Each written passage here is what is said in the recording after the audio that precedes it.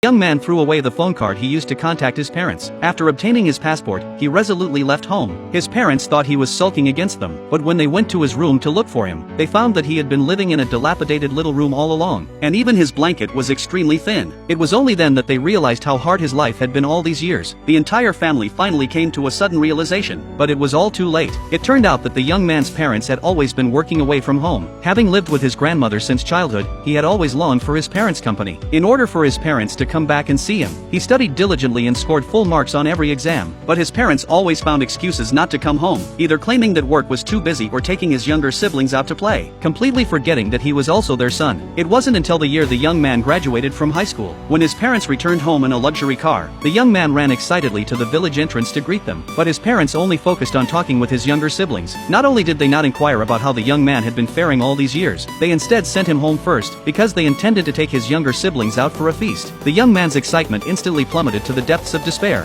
yet he still yearned for his parents to praise him, so he brought his college acceptance letter to show his parents, but unexpectedly overheard a conversation between his younger brother and his parents. Although his younger brother's grades were worse than his, their mother still favored the younger brother the most, not only saying that the young man was only good for studying and useless, but also planning to send his younger brother abroad for further education, so that he could eventually inherit the family business. When his younger brother worried that the young man might compete with him for the family inheritance, their father stated that if that were the case, he would sever ties with the young man. Then the father explained that his purpose for returning home this time was actually to donate money for the renovation of the ancestral hall. The young man was immediately filled with sorrow, only to realize that he had always been the extra one. Suddenly, a massive explosion occurred at a restaurant, and a circular plate pinned the young man's leg, rendering him immobile. Just as the building was about to collapse, his parents only thought of dragging his younger siblings to safety. The young man reached out to his parents for help, but they still chose to rescue the younger siblings first. Fortunately, some kind-hearted people rescued the young man and took him to the hospital, and when he woke up, he found only a doctor by his side. Suddenly, his mother called him, and the young man felt happy again, but his mother instructed him to go and take care of his injured younger brother right away, and the young man's heart immediately sank into despair. He clearly suffered from even more serious injuries, so he decided not to leave behind any attachments, and immediately called the foreign university, determining that he would go study abroad in 10 days. Perhaps his parents sensed that something was amiss, and they planned to change his surname back to his father's, since originally, because his parents had a second child, the young man had the same surname as his grandmother, and now his parents wanted him to revert to the original surname. The young man's long-awaited dream of over a decade was about to come true, yet he felt no joy whatsoever, so he threw the household registration documents his mother had given him into the trash, and without looking back,